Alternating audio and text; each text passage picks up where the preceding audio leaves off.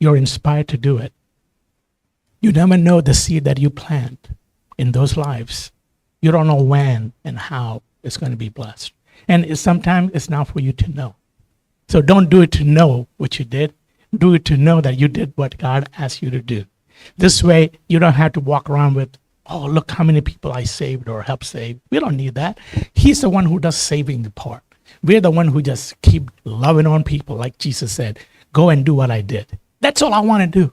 That's all we should be thinking about, going and doing what he has called us to do. And what did he do? He went out there with nobody wants to go. He sat with the people nobody wanted to sit with. He blessed everyone who was around him. He was giving. He was loving. He was caring. He is the Jesus that I serve. And that's the Jesus that I want to be every single day in my life, to be part of who he is in my life. And I don't think I am even 1% of who he is. And I thrive every day. Lord, help me to be a better person in representing you. Now, think about that. Representing Jesus is, to me, is the most important part of our life, because he has come. He died on the cross of Calvary for me and you, right? He didn't have to do that. He's God. But he cared enough that he saw us even before we were born. Think about that. Even before we were born, he already saw us to the timeline that I'm going to die for that Vinnie Matthew, who wasn't yet 2,000 years ago. He died for me. Now, if you're able to grasp the love of God, that's how much he loves each and every single one of us. He loves us beyond what we could imagine. So who are we to hold back on the true love that we could give back to the people that we meet? Because the Bible says, when you serve the least of them, you served him. Amen. So just remember, when you're serving somebody, you're serving him, not that person. So we have to block our mind, our mindset away from the person that you're looking at, but to see God, the love of Jesus in that person through you, that you're able to bless that person, because the love of Jesus is going from you to them without even thinking twice about it. And then you're going to see a transformation taking place. Why? Because you just transferred the love of Jesus to them. So I always encourage, if you're going to pray for somebody, make sure you actually tap them on their shoulder. Okay? You don't have to put the hand on their head. Just hold them on their shoulder. You are releasing the power of God to people when you touch them. So don't be afraid to touch them on their shoulder. It's a good place to touch them. You're not being inappropriate. Touching them on their shoulder is a way to release and pray for people, and you're going to see people are going to be touched and blessed in so many ways. And I'm seeing that here in this church. Every Sunday after service, we have a time of fellowship together, and nobody wants to leave now. I don't know what's going on, but we got to kick people out. No, we don't have to kick them because people want to stay and fellowship and have a good time. And so PTCI, if you don't have a home church, if you're not going anywhere, 11 o'clock on Sunday service, 10 o'clock Bible study, we have a great time of fellowship together. Carl, I don't know if you're going anywhere or not, but you are most welcome to hang out with us. I think you were not going somewhere the last time I talked to you, but you may be going somewhere now. But if you're not, I don't invite people who are going to other churches to come from them there to here. But if you don't have a home, you're looking for a home to worship. When I'm in town, I'm here. This is my home. This is my home church, and I thank God for the opportunity to serve with amazing people of God here. And now, guess who walks in? Dr. Patricia Franklin herself, who's an active community leader, and great to have her join us this morning. When you hear her story of redemption, power of God in her life, that's what I tell you, man. When you know, God can do things. And that's what excites me every single day to come to the Lighthouse, because I've seen time and time again the life transformation taking place in everyone who walks through the door, by everyone who serves at the Lighthouse. They're all pouring in different ways. It's not a one-man show. It's a community of people who love God. That's what this is Unity in Our Community is about. You're doing it in one place, now expand it into other places. Expand it into the place where you worship. Expand into the place where you work. Expand into place your community churches. Next thing you know, we have a united approach on how we get from A to B to Z, while all of us working in unity. Unity in our community is real. It works. when you're united in Christ with your heart to serve people. So I welcome all of you in the name of Jesus Christ this morning. I'm going to turn this over to, you guys could put up that CVAR information, maybe a video. If there's a video on that. Do you guys have a video? Yes. So CVAR is an amazing organization here in Lynchburg. And he's going to talk more about that and some of the things that they do and how we've been able to collaborate with them and how it's an impactful organization that does some amazing work. And I am so honored and privileged to introduce to you Carl Mack. Carl, I'm going to turn it to you, my friend. God bless you. Thank you for joining us this morning. Amen. Thank you. Thank you. Give him a welcome, a big welcome. Yes. Thank you. Thank you, everybody. First of all, good morning. I do want to introduce myself to you because there are a number of faces that I recognize and a few that I don't. So my name is Carl Mack. I'm originally from Baltimore County, Maryland. I am the senior health educator for Central Virginia Health District and a peer recovery specialist. For those of you who may not know, a peer is a person who has lived experience with substance use disorder and mental health disorders and incarceration. And so now I get to give back. And when, as Finney was speaking, he talked about when you have a heart for the work. I may be employed by Central Virginia Health District, but I don't work not 1 second, not 1 second out of the 7 years I've been there.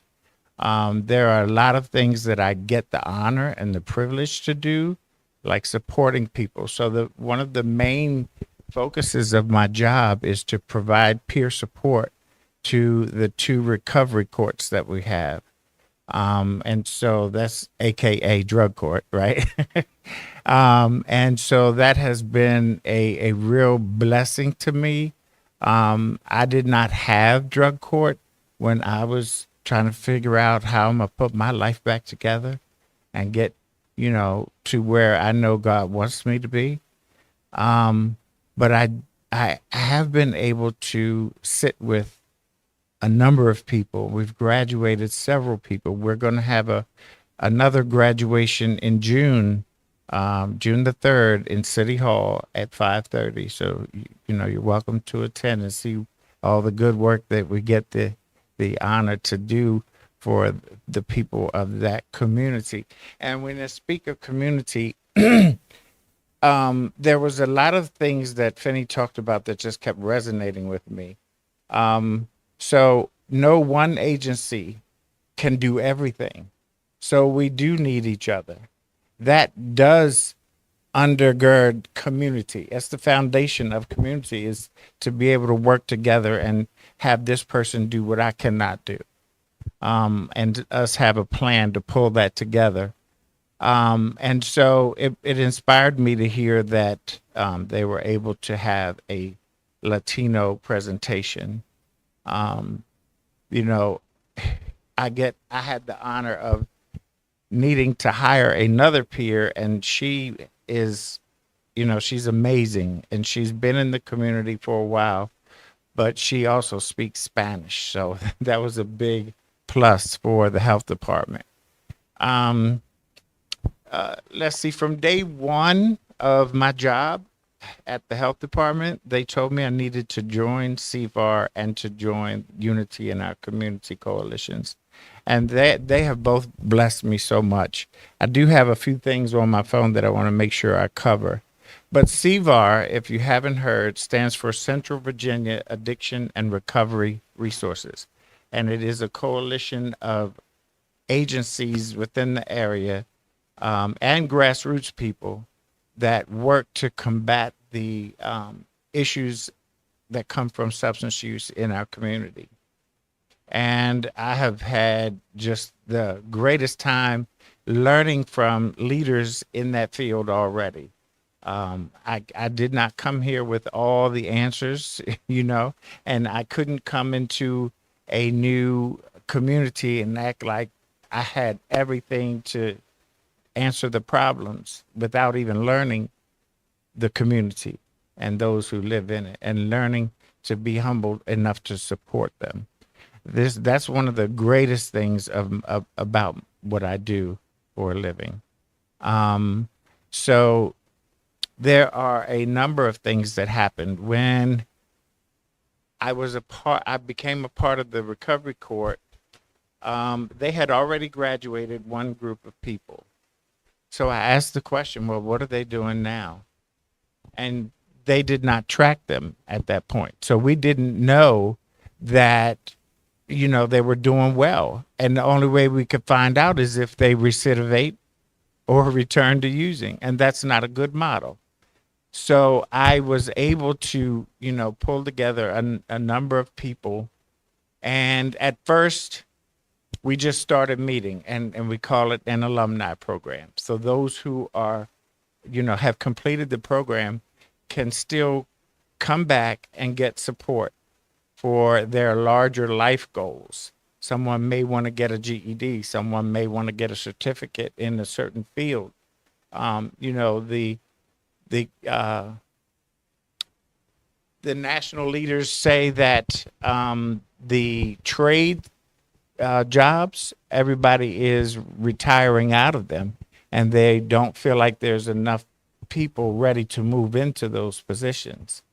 And so, working with the community like the Lighthouse is now doing an enrichment center. I'm able to refer my recovery court participants, and I send them regularly. I don't know if they let y'all know, but I tell them, this is a great organization, and yeah, and you can go there and get your needs met, as well as move forward in your life and not remain in the same area. One of the things I say frequently is that you cannot heal in the same environment that made you sick. So for a organization like Lighthouse to be providing housing is tremendous. It is. When you think about recovery, you have to support the whole person. They need shelter, they need a job, they need spiritual support, they need food, they need community. And so one of the other things that's important, and I say quite a bit, is that you can't heal in that old environment. But when you do get into recovery, you need a place to go, a place to land. So I often say that there's an active, thriving addiction community, but we need a solid community for people to recover in. They don't recover in the programs, they recover in the community. And so I feel like, I I feel like my steps have been ordered to be the one to be here because I don't mind asking questions, even if it may sound crazy, but I ask a lot of questions in the rooms that I get the privilege to be in. And so, you know, when I first started that job, that position never existed, and the program at the health department never existed. I had never created a program, but I was willing to step outside of my comfort zone to see what I could do if I trusted God and watched what happens. So now I get to speak over at Liberty regularly. I have spoken to 3 of their medical school graduating classes. I have spoken at 3 of their Masters of Social Work classes. I just did a Revive training over there about a week or so ago. Revive is where we, train them to use Narcan. And I think that's big. I've been wanting to do collegiate recovery, but I do feel like Liberty may feel like that's not what they do. You know what I mean? And so I was just glad to see that they were open to having the presentation. So when we talk about CVAR, there's a number of things that came out of CBAR that I feel like, you know, is breaking the ground into providing a community. So for the first 5 years at least, I was the recovery work group leader. So there's three work groups: recovery, prevention, and treatment. I was the recovery work group leader, and one of the first things that I wanted to do was open a community center, recovery community center. And so I cannot be there every week, but what we've decided is that we will do a once a month event, which happened on Friday. My first one I missed because I have someone else that, and a number of people that I work with as a team. And, you know, I wanted them to see I trust them to be able to do it when I'm not there. And so I'm waiting to hear how it went, but I'm sure it went well. And we started kind of slow. Like it was like 3 or 4 people, and some nights there was nobody. But I'm happy to say that now through partnerships and you know, working with agencies, we have had at the highest 52 people attend one event. Regularly, we're getting 30 people. And what makes my heart feel good is that a number of them are in programs, but I always invite them back. So to see them return when they're not a part of a program, I say, now that's what this is all about. That's what this is all about, and how we can continue to support them. And I work with Ms. Franklin quite a bit to help to sort of provide hope. You know, you have to have a shot of hope, or you're not even going to go for it. You know, so this is the type of work that I am trying to tell you does not feel like work. So I did the community center. The next thing that I was able to be fortunate enough to be a part of is, how many of you are familiar with 12-step organizations and AAA? If you go to those organizations, they don't necessarily accept people who are on medication. So they will tell you that you're not clean. They will tell you that you cannot speak in their meetings. They will tell you that you cannot get your 30, 60, 90, 1 year chips, or whatever memorable thing it is. So I wanted to try to provide a space for people to feel safe to talk about that they see the value in medication as a means to recovery. Number one, because it was my pathway to recovery. I used to be on methadone until my body started rejecting it and I couldn't even swallow it anymore. The moment I take it, I'd vomit it back up, and then they wouldn't give me any more. So, I mean, and it probably would have been futile for them to do that. But, you know, so I brought the first MARA meeting in the state of Virginia here to Lynchburg. MARA stands for Medication Assisted Recovery Anonymous. And we meet once a week, both virtually and in person. So it's a hybrid meeting. There was a period of time where we were even getting a recovery agency from Australia that would attend regularly. We've had people attend from Canada. We've had people attend from, you know, well, I will say this, regularly people attend from all across the country.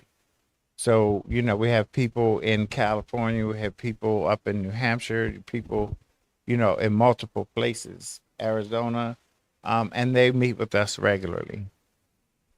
That's that thing that, you know, we have here in Lynchburg. And I will say, when I came here from Baltimore, I noticed that Lynchburg has a lot going on, but it's hard to find out about it. Not everybody knows what's going on. One of the things that I really wanted to do was to do a podcast. So this year we have started a podcast through CVAR. And it is on Spotify, and it is called Addiction Interrupted. I am the co-host for this program, and I have enjoyed, you know, having guests there and talking about the issues of what is going on in the community and how we can collaborate to get these things handled in a way that a person feels included. You cannot ostracize someone or shame them more than they shame themselves. They come into this thing um, short-sighted. They come in beaten down and you know um, with not much hope. And so we don't need to add to that. We need to inspire these people that's what they are. It's a whole human being right there. It's not someone that is disposable or broken. They just need some support so they can pull themselves back together.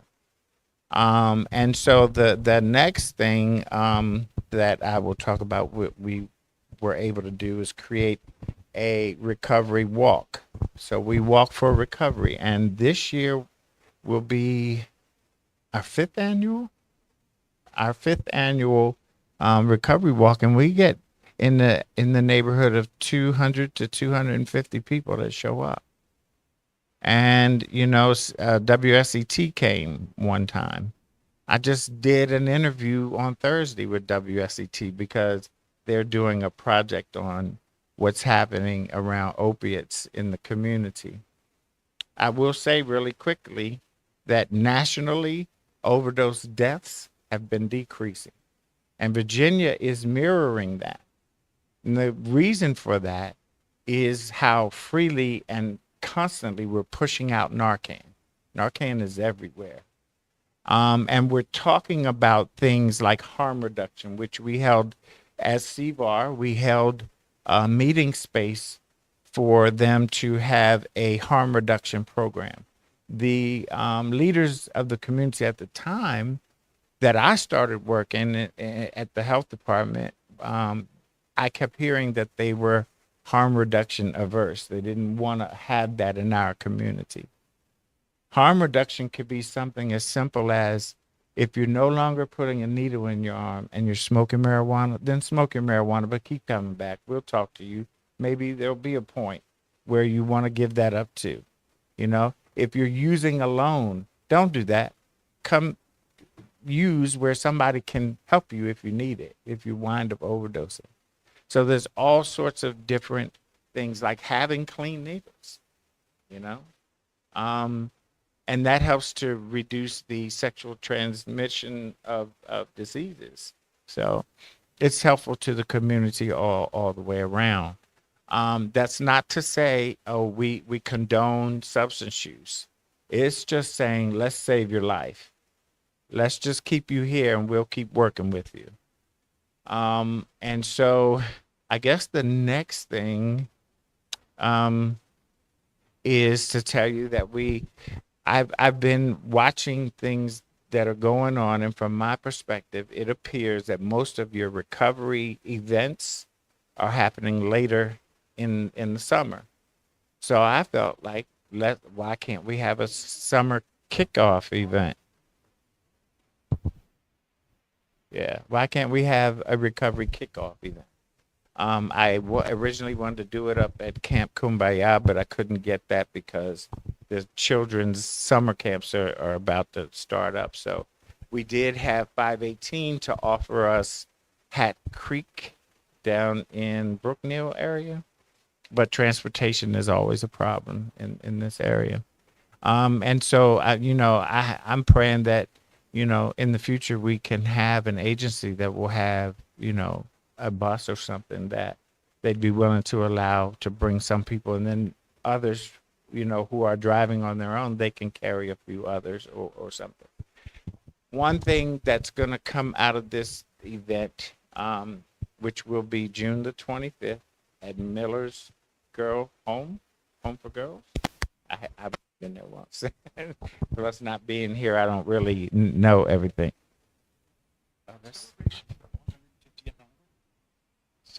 Sorry about that. Them things are listening to everything. So yeah, we're going to have a number of agencies. Lighthouse will be there.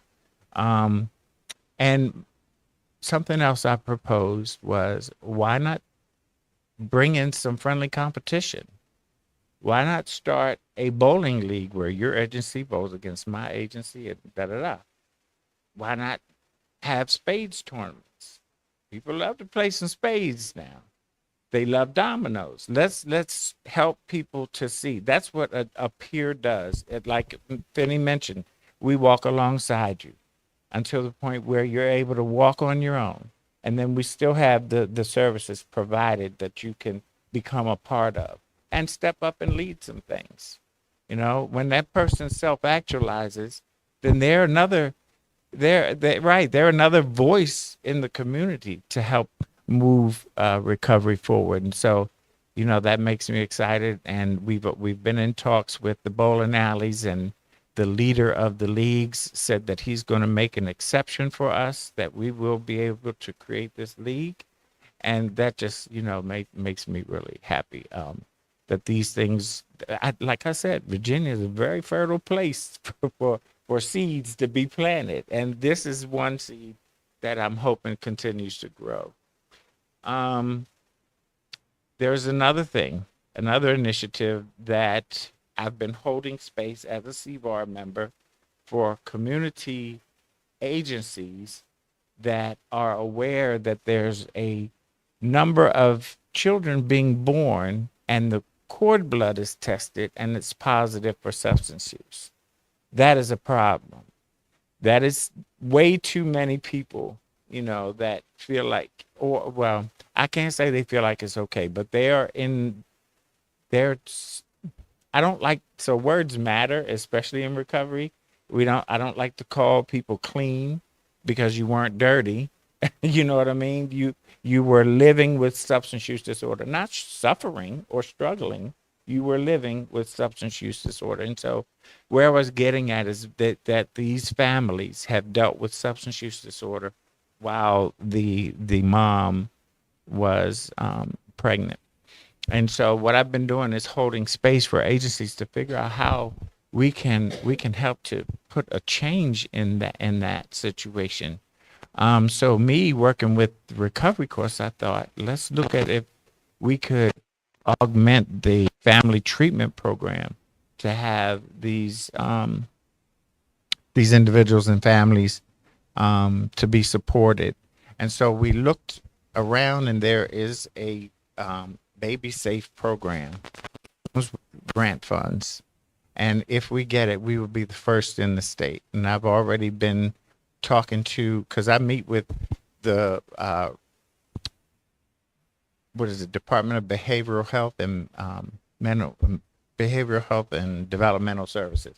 I meet with those people on a round table, you know, once a month. And so when that came up, I put those people together, and we're looking forward to meeting and trying to figure out, because with this program, there's a community piece that gets a grant, and then the state gets a grant. So we can do more than just in Lynchburg now. You know, we can affect that problem all across the state, which will be huge. And that, you know, I'm excited to see how this is moving forward. It's taken some time. It really has, but you don't give up, just like we didn't give up with the Cove event. And now it's grown and it's maturing, you know, when the people are feeling like, yes, I do need a place to go, and to hear. So I've heard them tell me it's nice to have somewhere to go in recovery that's not a 12-step meeting. So all of that person needs some support, that not just the 12 steps. As part of what I do in my program is I teach people about the 5 rules of recovery. That's a whole lot easier to work with, and they're pretty simple. And I explained that once you learn them, everything else that happens can fall somewhere under one of those 5 rules. And I tell you really quickly, the first rule is to create a new life. That's where you talk about getting rid of the people, places, and things. That's where you talk about supporting your mental health. That's, you know, where you talk about your community, and community again is the whole overall thing. And so number two is to be completely honest, and it's more about being honest with what's going on with yourself in recovery. um, Number three is to ask for help, and we all need to ask for help, and many times, especially us men, we're taught not to, you know.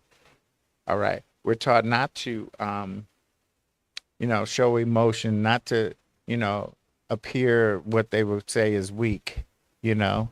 And so I feel like that's done a lot of men a disservice, when they felt like they wanted to achieve a certain thing and didn't have the means, but was afraid to ask for the help to get there.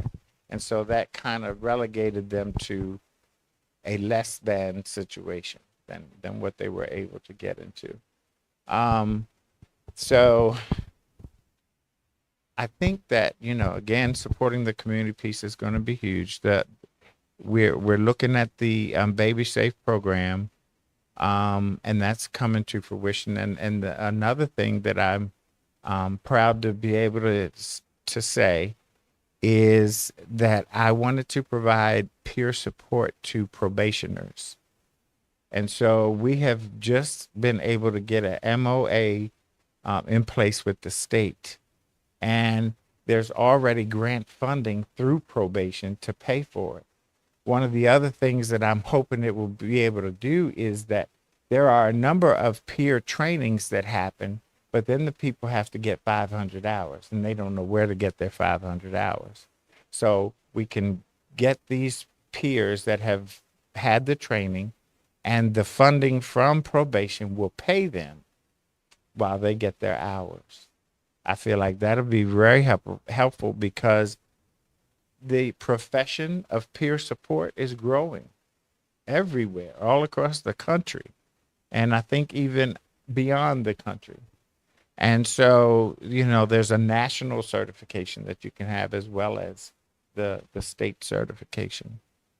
And I'm excited about all of those projects. I do feel like we can meet the need. We're going to start in Bedford, and then we're going to move into Lynchburg. We had talked about, and my job, the health department partners with CVAR, so we can do a lot of different initiatives. One of which is, and I might need to look at this to tell you all what CVAR has as goals for this year, but something I've been wanting to have happen at first I was just thinking it would be through the health department, is to have an overdose response team. So if someone does overdose, there's usually somewhere around a 72-hour window where that person may be open to going into treatment or listening and learning about their substance use disorder. And so we would hear from EMS that there was and we already get it. I get them every day, all the overdoses that happen in our community. And so we would hear from them where that was, and we would be able to go to them and share our experience, strength, and hope, and, provide them with a kit that has harm reduction things in it, like your Narcan. It would have fentanyl test strips. It would have condoms. It would have, all these things that they can use. It would definitely have a service locator card where when they're ready, they could call to ask for help. And so I think we're behind in the state with that. It's already happening in other areas, and I feel like we need to, support that as we move forward on trying to create it. And so that's the main things that we're working on. I do want to share with you, we did have our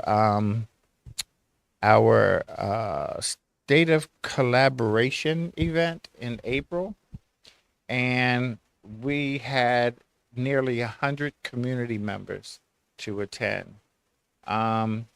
And so I want to share with you really quick that we had a guest speaker there who talked about cannabis, hemp, and youth. And there's a safety webinar. And she was giving us all the information about what's happening with marijuana in the state. The Virginia Cannabis Control Authority and Virginia Department of Agriculture and Consumer Services has a webinar that's going to be happening, and I hope it hasn't already happened. Yeah, it has. But they did one in this month, last month. Today is the second day in May. And so the focus or the goals for CVAR this year are to reduce youth vaping and substance use, to prevent infant substance exposure, and to reduce overdoses in our community. Now, I told you there's a prevention, treatment, and recovery work group. We are working to improve the community of the young people in this community, and so we're one of 16 cities in the nation that has a drug-free communities grant, and we get that grant through CVAR, but all of it has to go to prevention. And so there is a hype club that we've created in the schools, and I want to get them more involved and sharing in what's happening in the community. It's just amazing the work that we get to do when we collaborate. As I mentioned, no one place can do it all. I feel like we do make significant strides. We do it collaboratively, and we do it with evidence-based measures on how to move forward. And I feel like we get a number of things done. I would have had Tegan with me today. Tegan is our coalition coordinator, but she had something else that came up today and wasn't able to attend. And so she would have had, a presentation. But I feel like I've been able to cover a number of the different initiatives that we have. Does anybody have a question about CVAR or the work I do with the health department? Now is the time for questions. Q&A time. There you go. Hold on. So how do we become, you have to have had an addiction history to become a peer Yes. volunteer? To be a peer. Now, you don't, not necessarily, because you could have had a family member Yes. that had a substance use disorder, and that qualifies you to take the Okay. training. Okay. And the peer work, the peer field is just amazing. And I know Patricia can attest to that, and Danielle as well. Okay. We get to do a lot of wonderful things in the community. Mm-hmm. Anybody else? Yes. Hold on one second. Somebody. Going through looking at the trails to here, there was the drug take back last weekend. Yes. If we missed that, is there going to be another opportunity to give old medications and everything else? Yes, sir. We have 2 events per year with Drug Take Back Day. The next one will be in October. This past event, we were able to collect 688 pounds of medications, unwanted medications in the community. Amazing, right? Sometimes they come and they have boxes of fentanyl patches and things like that because a family member had cancer. And they don't want that to get out in the community. And we applaud them for that. Your question? You were talking about getting statistics about drug abuse. Are you finding anything of how that relates to the demographics within our community? Like, are you seeing more of it in certain neighborhoods than other neighborhoods, or is it pretty widespread? Or Yeah, well, I can tell you that the rural areas are very hardly affected. The low income areas are very hardly affected. And the worst out of all of them is that females are the major ones that are affected. and it's really amazing the when you collect the data and you start pulling these things out, you're like, wow, it just doesn't seem like it. But that just underscores our need to have a well-supported community recovery environment. See, my first observation would be that totally surprises me. So it goes back to what Finney was talking about, ignorance. Yeah. You know, there's a great deal of ignorance within our community because we draw conclusions faster than we possibly should. Yes, sir. Then it comes down to what should the community know? Because I think when it comes to mental illness, which is what this is, there's the person with the mental illness, and then there's the family that has to deal with the mental illness. And a lot of times I got one who was an uncle who took in a child who was a coke baby. She had hundreds of coke babies, and she finally decided she was going to adopt one. I bet you she spent $200,000 easily trying to deal with that coke baby. And as the baby got older and older, different things started happening to the baby. And it finally got to the point where my aunt had to do tough love with her. And so, I mean, that's the sad reality. So, you know, we who want to do the right thing, you know, end up a lot of times being tossed out there that we've got our own mental illness. We're finally saying, I've got a mental illness because I should be acting differently than I am right now. So, I mean, there are all these games that we play. So I think I gave you all the first 3 of the 5 rules. Number 4 is to practice self-care. And then number 5 is to not bend the rules. But yes, and because once you learn them, you want to keep them. So you don't want to start playing with it, right? But to answer your question, what I think you're describing is actually stigma that is fed by ignorance. And I feel like education has a strong component that feeds recovery. Now, anything you feed will grow, you know, and so we want to feed people information that helps them just to be aware. I did not know what substance use disorder was when I started using. I did not know that heroin would do the many things that it did, both to families and everything. And the family piece is huge. I wish that families would be in the courtroom supporting their child or their loved one. A lot of times they're not. And we used to have a family support group meeting here, but the families stopped showing up. But with one particular participant, I was able to meet with her family. She allowed me to do it. And so I called a meeting with all of them there, and I held it over at Roads to Recovery. And they shared with me how this person was putting in more work than they ever had in the past 20 years of their career with substance use. And so I felt really proud to be able to support her. Unfortunately, she had a medical condition and she passed away. So her parents asked me to speak at her funeral.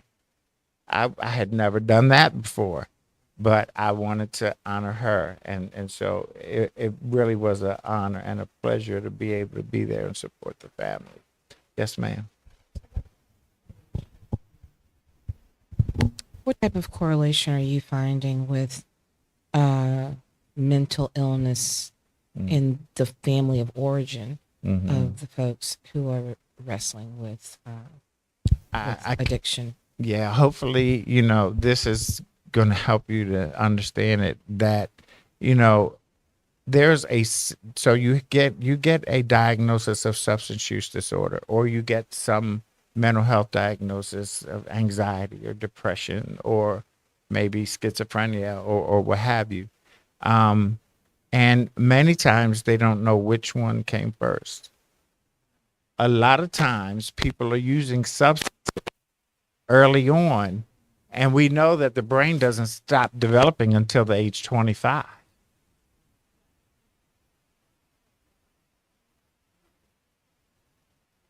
Right. Right. It's showing. Yeah, it doesn't show. It doesn't usually show up in a person until their 20s.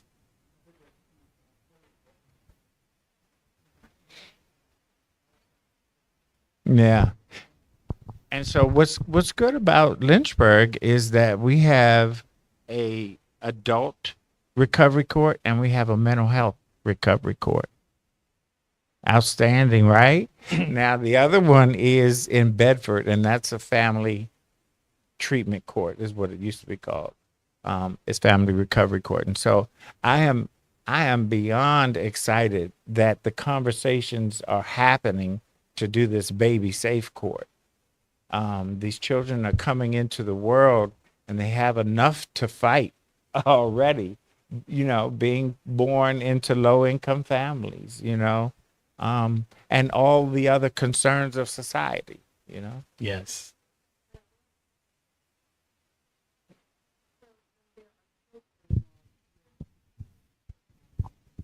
Mm-hmm.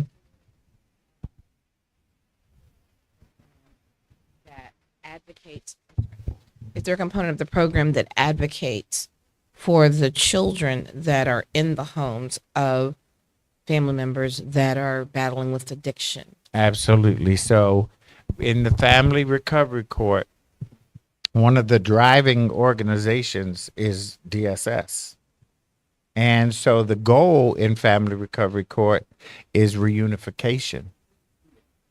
DSS, Department of Social Services. And so the goal is reunification. So that child has probably already been removed from the home, to not, suffer in ways that, substance use disorder would place them in.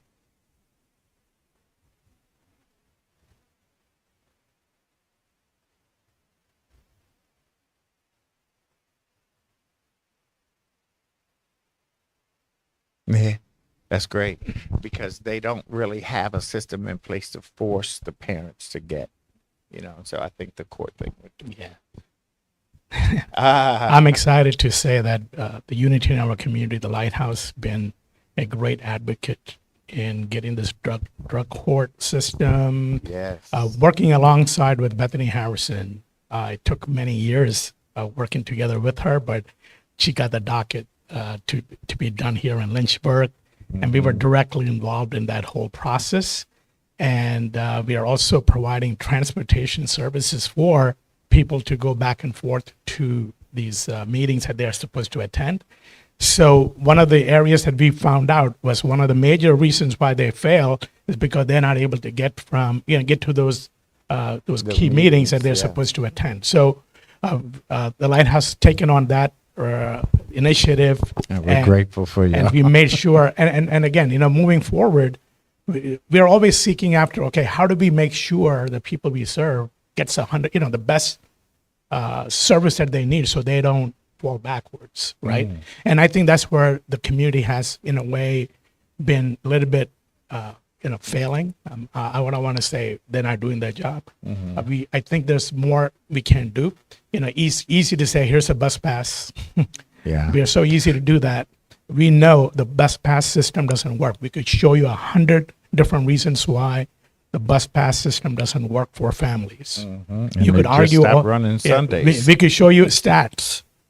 Yeah, we could show you plenty of stats, and some of the people don't live right by the bus. Right. Okay, Right. like hello, what you think everybody lives right next to the bus? It doesn't work. So we need to, and this is when we said, we're going to do beyond bus pass. We're going to actually go pick them up, take them to their meetings, and then bring them back to their home. Why? Because that way, I think the numbers increase tremendously. 80% success rate from 20% or 10% what they used to. If you could just hit on that. Absolutely. Like that was one of the biggest barriers that we encountered early on in the program. We've had participants to say they want out of the program because they can't get to their appointments. Yes. And so when we were able to partner with the Lighthouse and they were able to help us provide transportation. And then you had a lot of things coming together to help that because the opioid abatement money came and they were able to assist people to get to their appointments. Yes. And so it has made a huge impact. So, yeah, so being that said, part of the long-term strategy for the Lighthouse is being more involved in the transportation side of it, not just for a specific group of people, but from a community perspective. And I just wanted to bring that up to Nat, who's our new executive director for the Lighthouse. Oh, cool. Because we want to soon focus in on how to help people for real. Like, hey, don't tell me we got a program. Right. Tell me how you're going to get the people to the program, right? And how do we support that expense, right? Right. But we always talk about, oh, the church can do it, this can do it, but nobody does it. Okay, we've been talking about for ever since I come to Lynchburg, 25 years. Everybody's supposed to do it, but nobody's stepping up to do it. And guess what? The Lighthouse stepped up and said, we're going to do it. But now what we want to do is to collaborate, right, with your organization, because you're able to tap into some of the funding that can support those expenses. And at the end of the day, we are actually getting people to where they need to go. Right. So it's like key is how do we get people from point A to point B so that they could get that support that they need?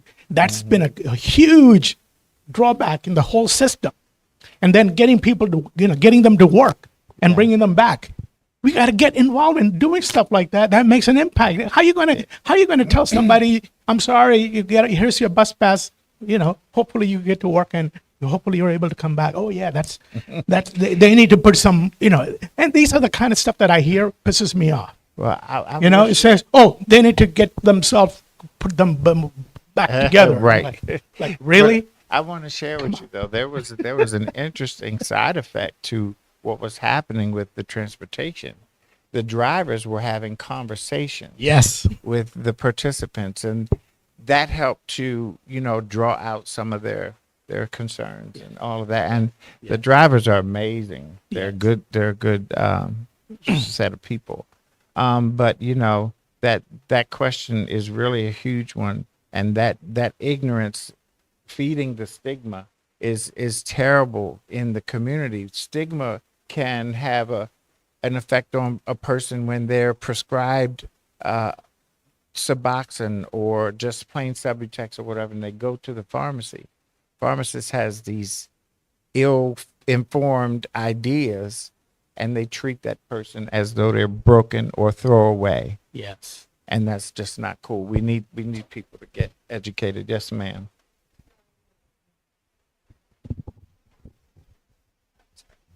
So I know that the Lighthouse has a pharmacy, and I know also Hill City has a pharmacy. Is it possible to encourage people to choose those pharmacies where there are persons who have specialized training, so that they're not receiving those potential barrier? Yeah, absolutely. Yeah, I can make sure, like, we might want to hand out a flyer or something. And Yeah, I mean, there's a lot of work to be done.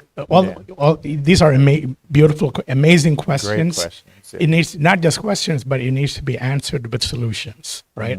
It's a good thing is to have a question, but you trigger a lot of things to say, hey, Finney, these are things that we need to find ways to answer them, because if you don't answer these questions, we're just, again, in the same cycle, right? We don't want to be in the same cycle.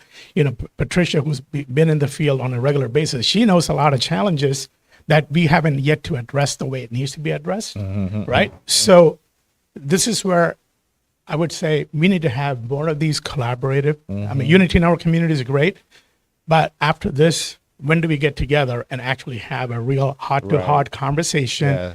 on Yes. problems Yes. and solutions, right? These are the problems, these are the challenges, and we don't need to have 100 people to join for it. This is a very close-knit people who really wants to address this, right?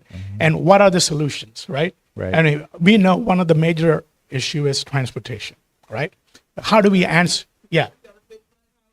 Well, Oh, yeah. yeah? Again, we have all of that. We need to find ways to support that, right? Yeah. Which the funding is there. So it's not that we gotta, oh my God, knock on every door on the community. No, the funding is there. We just have to collaborate together, and you may be able to apply for those, and we could be the service provider. You know, I mean, there's so many ways of doing it, but at the end of the day, bottom line is we help the people. This is not about, you know, there's no point of working, you know, oh, we're going to do it by ourselves. It ain't going to happen, right? I can't do it this by ourselves. We need a team of people Right. working together, addressing these matters, which we know is a huge barrier in our community. So Yeah. many families are affected every single day because of these issues. And unless, Can I share something else? sure, And so as I mentioned, you know, as a peer is a person with lived experience.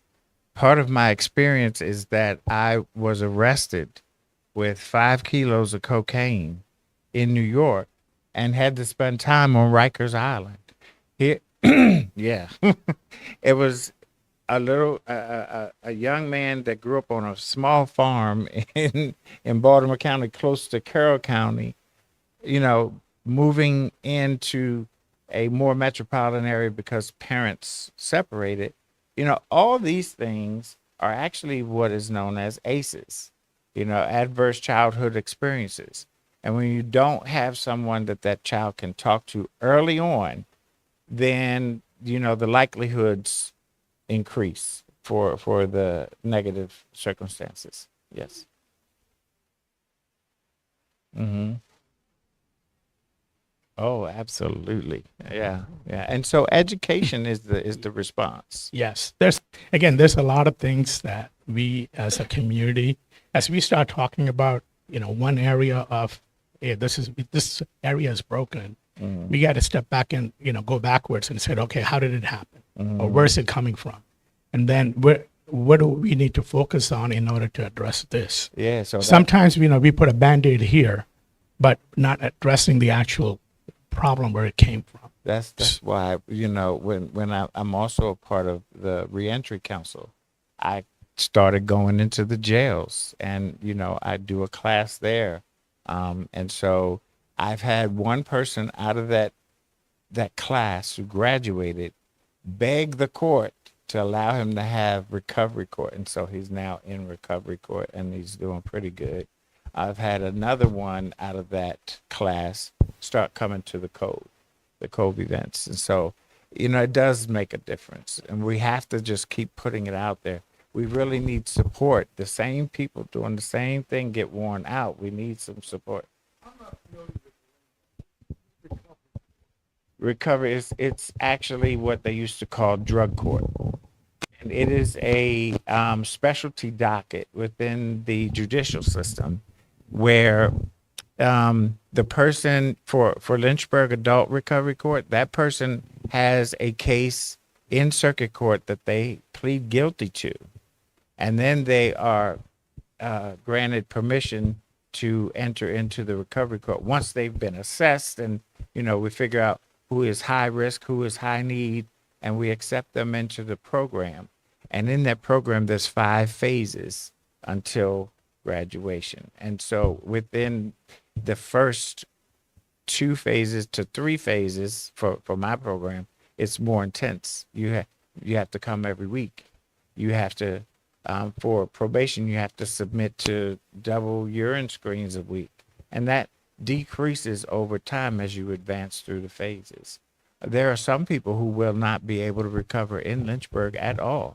And we have to send them away. Send them away, and they thrive after that.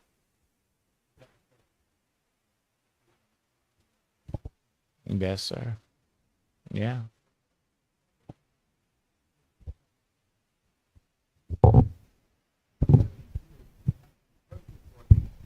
So after I left here, well, after Martha and Finney took me away from here, I was able to do it, but I couldn't do it around here. Not period. I mean, I don't care what I tried or whatever. It just didn't. It just didn't work. for me. We have a young woman who just graduated Yeah. Wednesday. Who Yeah. she could not thrive here in Lynchburg. We sent her to Harrisonburg, and she thrived from day one. She has not had one positive urine screen, not dirty, but positive urine screen. She has not missed any of her appointments. You know, she she had 241 plus hours of community service that she did. The requirement is 50. She was doing any and everything. And so that's, that's just a testament to.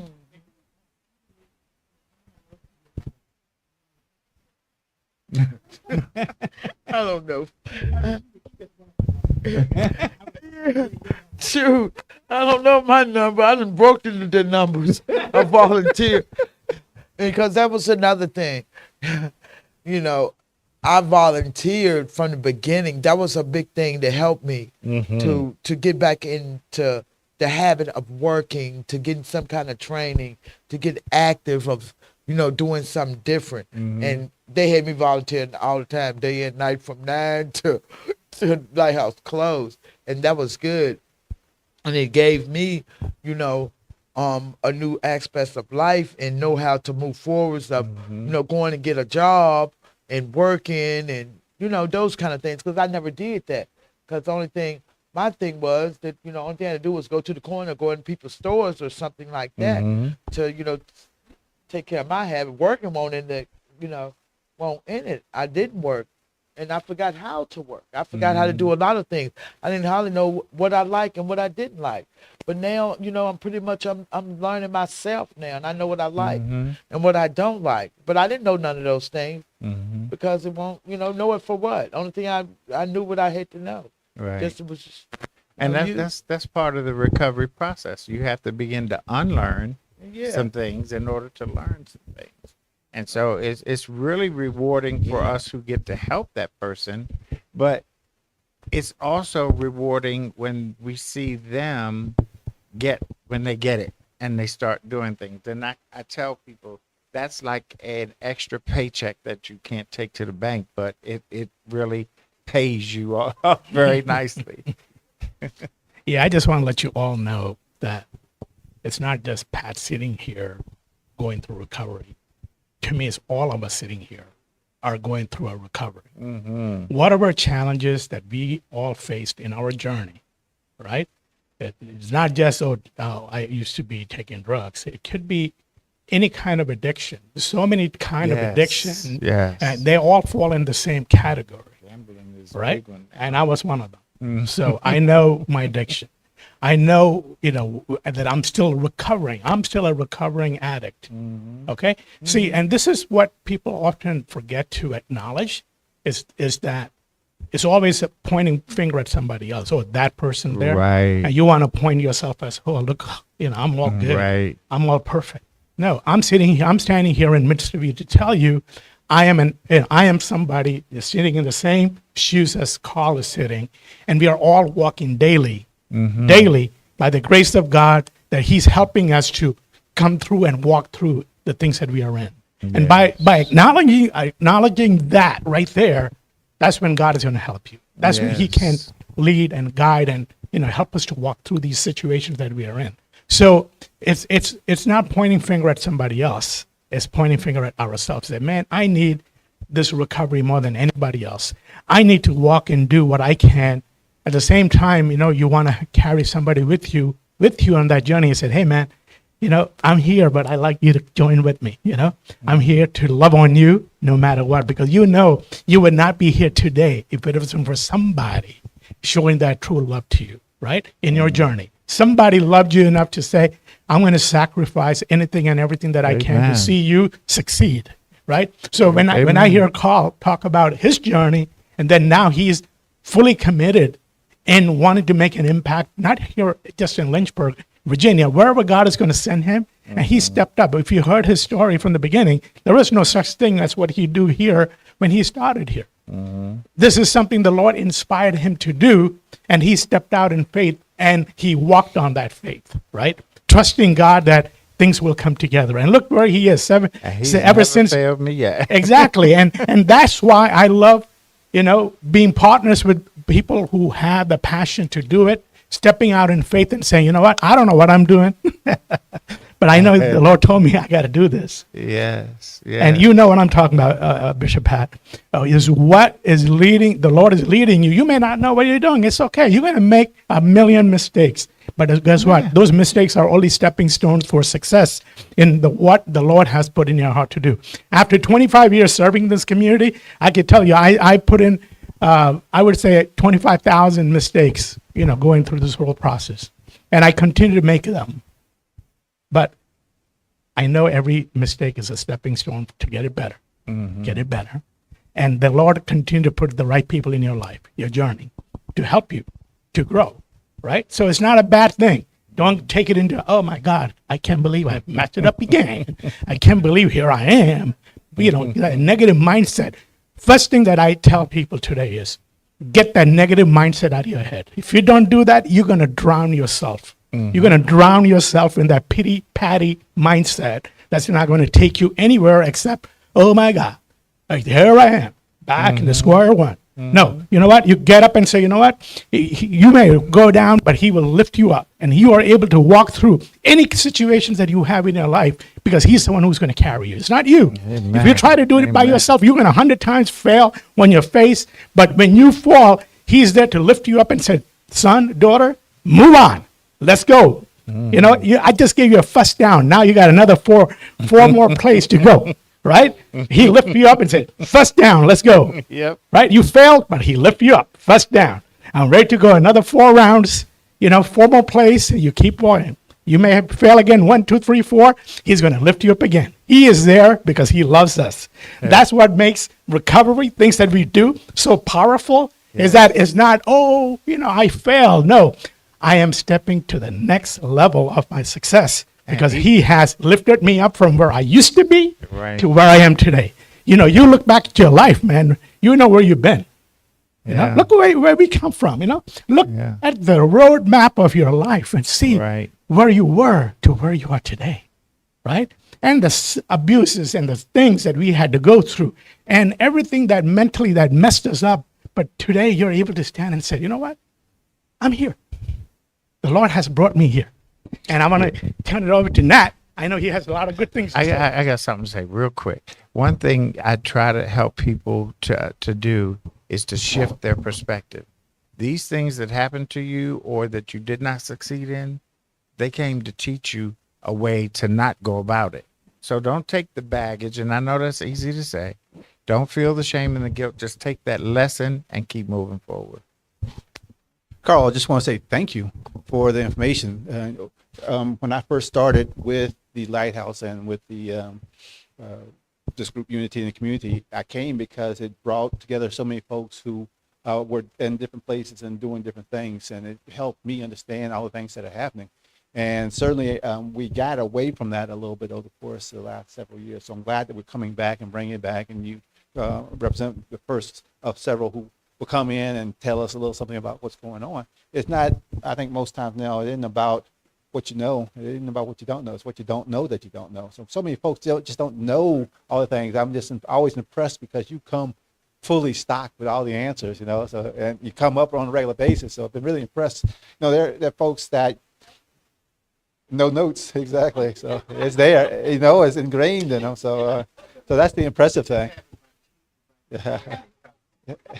And because he keeps on coming back that he's serious about it, and those kind of things that, they say that, you have 100% of the people, and only 20% do 80% of the work, and that's the circumstance here is that quite often you see the same folks in the same places, doing all the things. That's the unfortunate part of human life, but, we got to get up and do, and sometimes you provide the fertile ground for some folks, even if they aren't ready to jump and do as much as you all. At least they'll do something. So certainly your information is just fantastic, and we look forward to, as we go forward from month to month, having other like information. There are a couple of things that that you said that sort of sparked my mind. I started thinking about, okay, how can we help get this connection and that connection? I sit on the board for Roads to Recovery. So I said, okay, all right, you make the contact there. You said you're all working because I think that nobody's an island, and these guys, you need to work on how you can help with them, and they can help with the Lighthouse, and transportation is a big part of it. So all those things can come into play, whether it's CAN or so on and so forth. I mean, they all have like issues, and if we can work together, if somebody's got a van or Right. transportation. Let's all right. Let's see how Right. we can come together. Because you mentioned it in regards to the aspect of you hear somebody on this side start talking about, man, transportation is a real issue for us. You know, you guys know that. I think everybody knows that I'm in this city council race, and the conversation, one of the core conversations that's going to happen is about transportation, how we can get people where they need to be.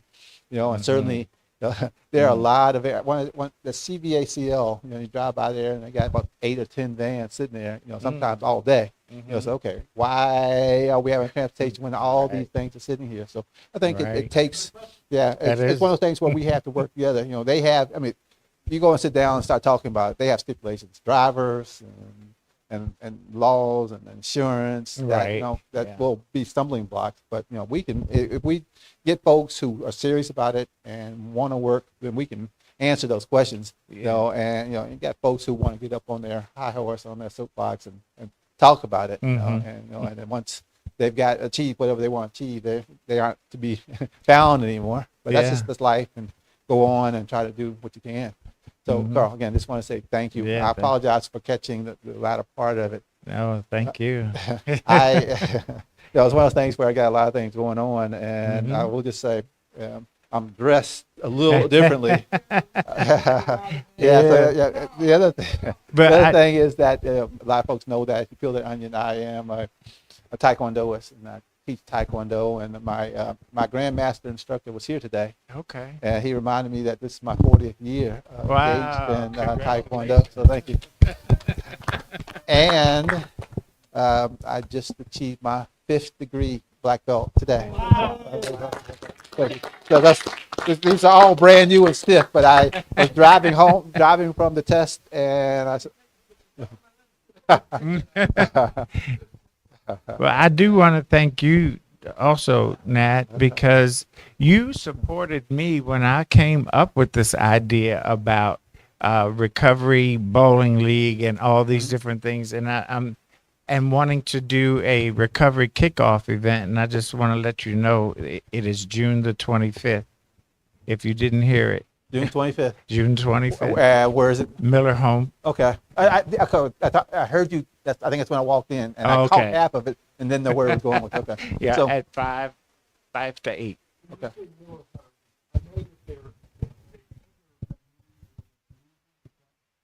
I'm not sure whether they moved or not, but I do know Sobrias bought the building. Sobrias is a new treatment agency in there.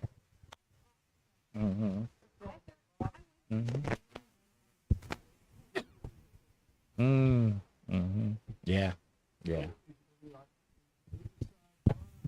So it's up on Langhorne on Westerly. You make a left, and it's back there in the bottom. I think that I was trying to understand it as well. It may just be that the administrative offices or something. There's something going on for sure, but I wasn't sure if they were moving or whether it was some administrative offices that were being moved. So on. if you're talking about the agency Miller Home for Girls, they have moved because Sobrias has the whole building. Yeah. And so is that when you say Miller Home or Miller, is that location there? That location okay. on Westerly. Yeah. They're not located there. No, Sobrias is there. All right. So thank you very much. Yeah, thank you. Thank you, Nat. Wow. fifth degree black. Be careful around Nat. he might just take you down. If he just take you.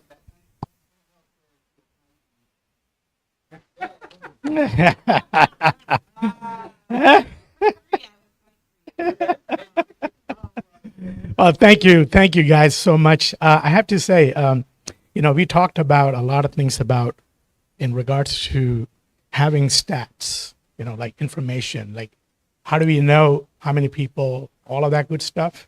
So I want to share some good news with you guys. And I've been at this, our lighthouse been on this for the past 2 years in finding ways to collect data.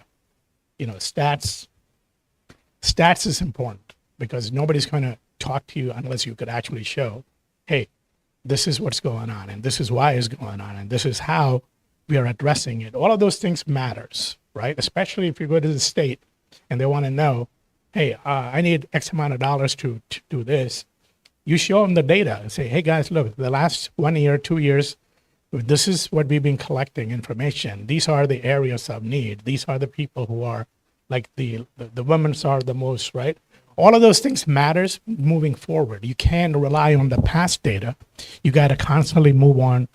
You know, the data collection system has to be in place. So we have at the Lighthouse have started the CRM, data collection management system that's been really helpful with collecting information from all the way to people walking through the doors, all the way to case management, which is something very new. We are still tweaking at it, but Chris, who's in the back door over there, he's responsible for all of that stuff happening at the Lighthouse, and I'm proud of his his desire to learn and make it the best for the Lighthouse. The goal is to make sure those products are going to be available for everybody in the community, right? And if you get in with the right way, the state funding that will support it. Like whatever you guys are doing, if you just had to put that into your budget and said, hey, we are getting this product for this purpose, and this is what it's going to do, and they're going to be like, yes, make it happen. Because why I'm saying it, the state is already doing it for the Lighthouse. Okay, if they could do it for us, they could do it for anybody. You know, we are not a big organization. You guys are way up in the ladder. You're the state. You guys are the state. You could ask for anything you want, and they should give it to you. And as a matter of fact, the state TANF team members from Richmond came to the Lighthouse. They've seen the way we collect information. What they said is, this is how it should be done moving forward with everybody that they serve. Okay? So they're setting up a time for us to present this new platform, which is Beam, BEAM. You have heard of them some time back. The goal is next month, we want to actually showcase Beam for them to share about this platform here for the Unity in our community. Because what they are doing is the connectivity, not just collecting data, but also connecting people, connecting information from any place that you're sitting at. Like, for example, if you want to know a folder of someone that you're responsible for, you could tap it right on your cell phone and you could see it. We have all that data. We have all of that data. We got all of those data. That's what I'm trying to tell you. We've been collecting data. Data is the key to success. And so I encourage our community members, leaders, people who wants to actually actively get involved in making an impact, collect data. And we want to come out with the best tool that makes better sense to do so. We all work on a piece of paper, which was great in the past, sit around putting our name down on the thing, and then somebody has to put that into the system. But we are eliminating all of that process to make it easy for somebody to sign in. It's very simple, straightforward direction. When you see a person who is literally homeless, he walks in with a little backpack and he walks into the Lighthouse and he punches this thing on the screen. I'm just standing there watching. I'm like, it was so easy for him to just go in there and do it. I'm like, man, this could be done by anybody. Even Danielle, initially she said, oh my God, this, yeah. And she is now like, oh yeah, got it, boom, boom, boom. Like that's that's how simple it is going to make it for data collection, because at the end of the day, that reporting that we send out to the state shows exactly, hey, this is where we are. These are the people we serve. These are the numbers that we have. So by doing so, it puts us into a real good position to do things, especially focused area that we are looking at. Hey, how do we get more support in a specific area? They just need to see the numbers, and we're going to provide the numbers that would help you to achieve those goals. So, without taking more time, I don't mind cutting it out early today, but I want to thank you, Carl, for being here today. I mean, let's give him a hand applause of applause. And thank I thank God for this church. It's been a sponsor anytime and every time we needed a place to gather. You guys been great, and I get to serve here with them, so I do have a little privilege too. So just a little bit. But this church gives more than you could ever imagine. And I know Bishop Patricia, her background in serving people from all different levels is going to add value to all this stuff that we were talking about. So I'm happy she was here today because she needed to hear this. We didn't need everybody here. We needed the right people here. Sometimes that's all it is required. The person who need to hear it understands the importance of this and helps us to see, okay, how do we take this to the next level? And we have some young men who are Kenneth and Lance, who I know these are people who have the heart to serve the community. They are now part of the Lighthouse team. They have joined us to make an impact. And they asked me, what am I supposed to do? I said, I don't know. Allow God to put you where you're supposed to do it. And they get that.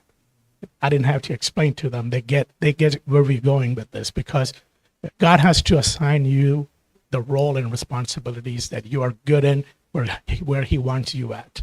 And when you do so, he's going to bless everything that you touch. So I thank God for all of you for coming out today.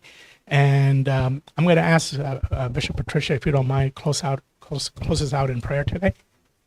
Yes. Go ahead.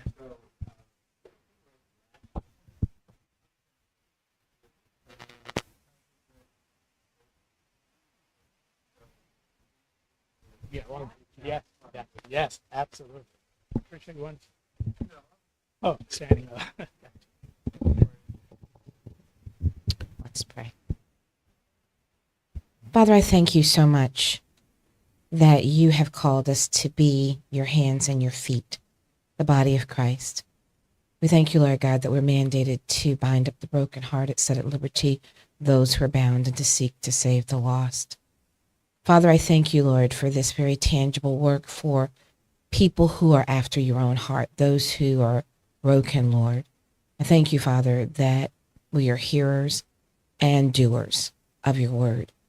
And that, Father, that the words that we've heard today will move beyond just hitting our eardrums and hitting our hearts, but to actually being walked out to the fullness, Lord, leaving no stone unturned.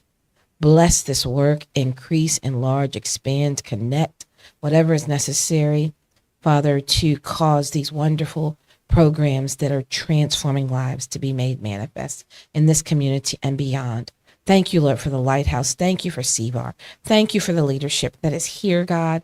And we just glorify you in all these things in Jesus' name. Amen. Thank you all for coming out. God bless you. Now you get to leave 15 minutes early today. Yes.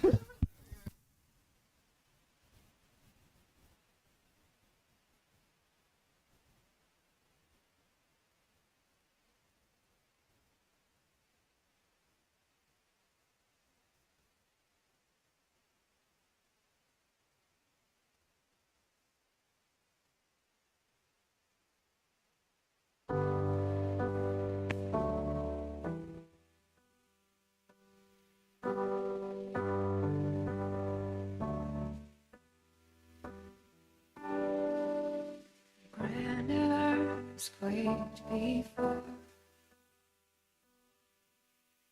moved by the sounds and seas that are shaken and stirred can be calmed and broken for my regard. Through it all, my eyes are